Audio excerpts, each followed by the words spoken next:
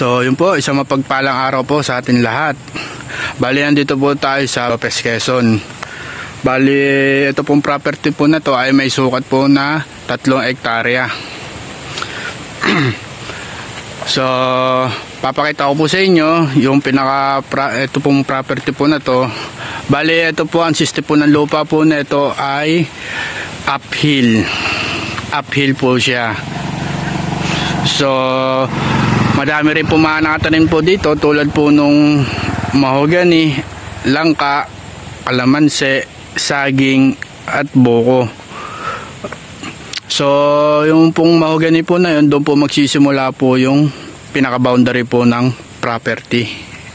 Yan po. So halika, tingnan po natin ang pinaka-ano po ng property.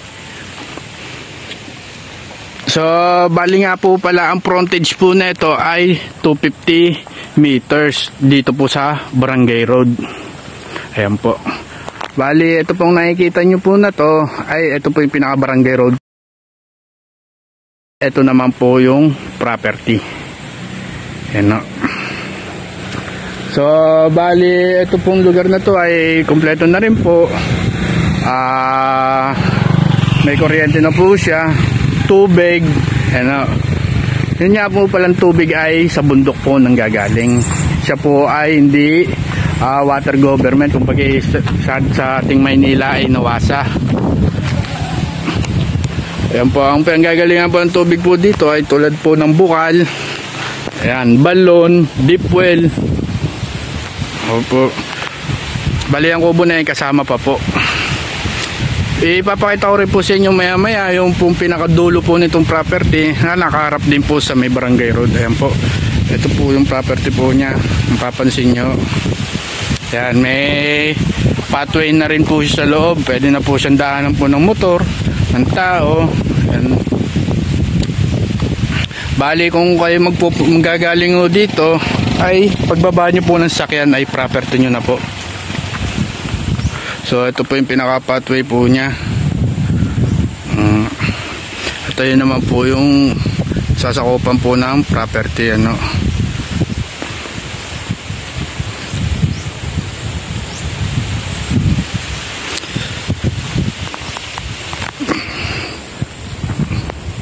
So papakita ko po sa inyo yung dulo po nung pinaka property po na ito. 250 meters po ang nakaharap po sa Barangay Road. Ayan.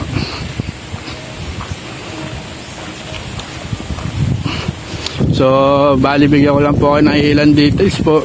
Bali, ito po ay may tanim po na nyog na 600 more or less po. Nakapuno po yun, ha, 600 nakapuno ng nyog.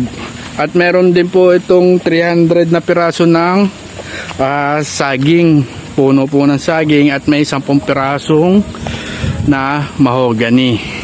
Yung po lahat ay more or less po kasi hindi po nila ganong tansya yung mga naka-ano dito. Pwede pong dumagdag yung bilang o pwedeng bumawas ang bilang.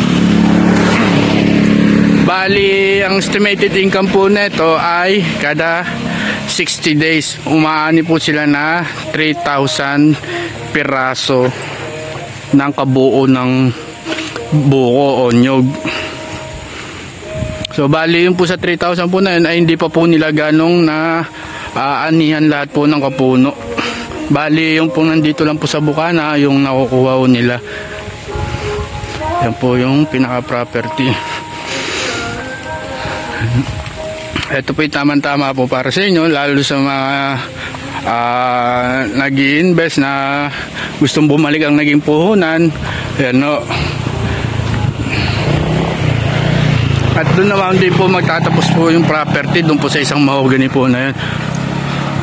Ayun, doon sa may liko po ng motor po na yun. Doon po yun magtatapos ang property. So, may bahay po na yan. Ayan, no. Bali, ito po ay dito lang pong side po ang nasasakupan ng property, pero doon po umano yung pinaka ano po niya, naituro po sa akin ay po doon sa kasama ko. So ayan po. So bali layout, pasukin po natin yung loob po ng property at ito po ay pinakita ko lang po yung mga dulot hangganan po niya. So halika po. So bali andito po tayo sa pathway, kasama po natin yung pinsan po ng may-ari na si Sir Arvin. So siya po yung mag-guide po sa akin papunta po dito sa may property. So yun po. Siya rin po ang nakakaalam kung nasaan po yung mga ilang mohon po na itong property. So papansin nyo po, di po siya ganong maputek. Sa kadahilanan po ay may sarili na po siyang daan o yung pathway po dito sa loob po ng property.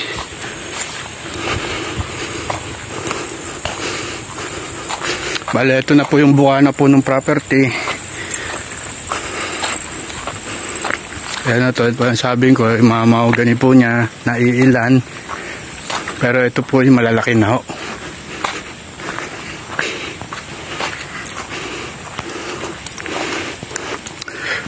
May ilan din pong bagong tanim po ng mga puno ho ng buko.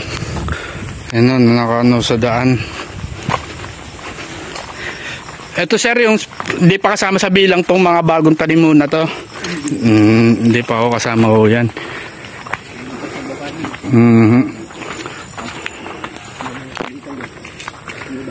Opo. So bali, ang natatanaw nyo, bababa pa po dyan yung property.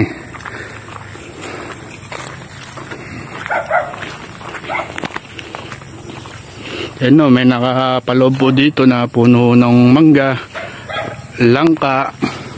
So bali, nakikita kong langka dito ay meron na pong 3 nakapuno.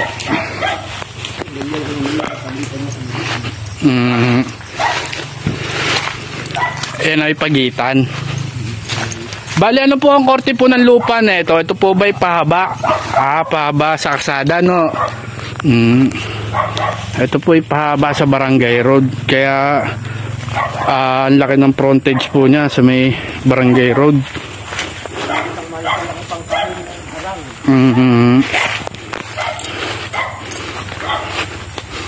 So ito po yung property. Kita nyo naman po, hindi po siya ganong kasukalan. Kaya lang ako nagkatubo ng ganyan dahil kadalasan po ay naulan dito. Pag kasi po naulan, mas mabilis pong humaba yung mga damo niya. So kita nyo naman, kaya po pasukin po ng tao.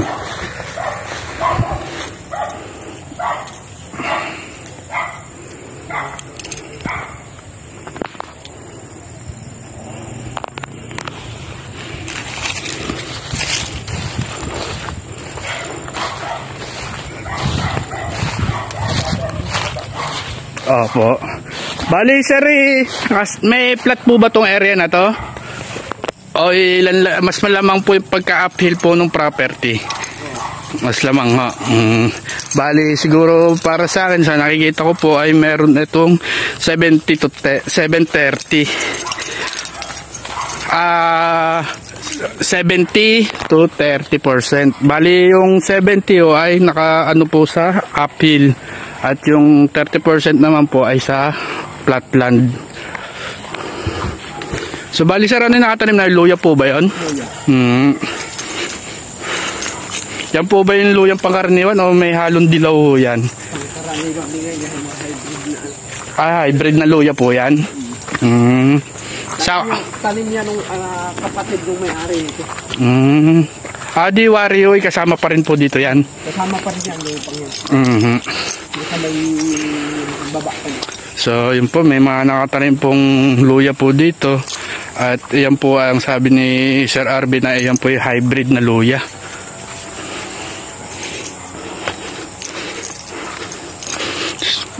So ito po yung area po niya. Hindi naman po siya totally na bundok. Ito po ay may ilan-ilan din pong mga latag na lupa. May lugar ka po na pwede nyong akyatan kasi nga po ay doon po yung mga mabababang ahonin. Kumbaga yung sa pathway ho na yun, yung susundan nyo lang po yun, doon po kayo makakaraan. Di po yung tipo ba na gagawa ng sariling daan para ano, ay doon po mahirapan. Probinsya ko ng Quezon ay may kuryente na rin po. Ayun, no, bali ang nakalagay po, nakapagitna po yan sa property. Bali yung poste po na yun ay 3-way na po. Yan. So sa madaling salita, kayang-kaya na po niya pagsabayin tulad ng washing machine, plancha, aircon, TV, rep. Yan, no.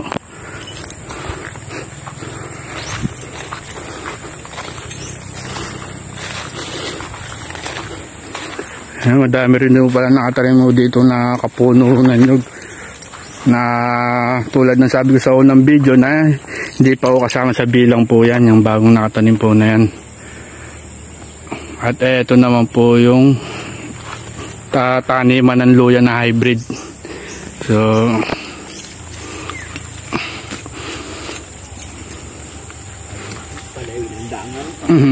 bale, anong puno kaya to, sir? Nara. Oo, Nara, no, kasi ano.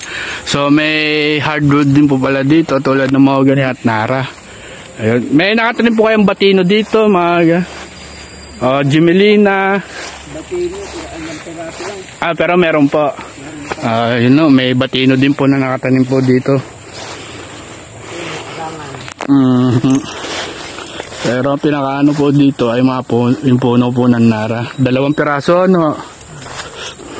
Yan, no, itong maliit. At yung medyo merong ano na. 3 Nara po pala. So yun po, nakikita niyo yung tricycle sa ibabaw, yun dumadaan. Yun po ang pinaka barangay road po niya.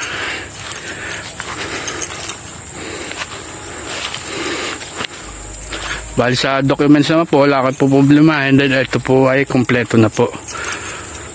Kompleto na po siya. So, ano naman po yung kailangan ninyo, maaari po kayong tumawag dyan po sa makikita nyo sa screen na number, o kontakin po kami sa aming Facebook page.